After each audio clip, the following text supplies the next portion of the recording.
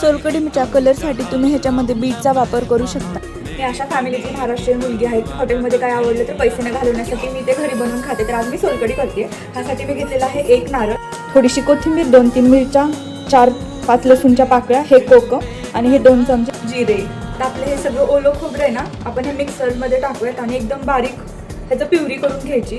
एका medium नारळामध्ये 4 glass solkadhi तयार होते. आपण सुती कापड घ्यायचं आणि सुती कापडामध्ये केलेलं मिक्सर गाळून घ्यायचं. एक 3 ते 4 वेळेस आपण पाणी टाकून पुन्हा मिक्सरमधून बारीक करून गाळून घ्यायचं.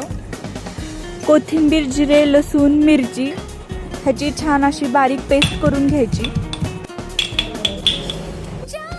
घरी माझ्याकडे कोकम असल्यामुळे मी गरम पाण्यामध्ये ते उकळून त्याचा रस काढून घेतला आणि तो मी आपण केलेल्या स्लरीमध्ये ओतून घेतला. जर तुमच्याकडे कोकम नसेल तर तुम्ही ह्याच्यामध्ये बिनधास्तपणे आपण कोकम सरबतमध्ये जे कोकम यूज करतो ते टाकायचे. कोकमच्या बियांपेक्षा कोकम सरबतच्या कोकमनेच अधिक चांगले होते.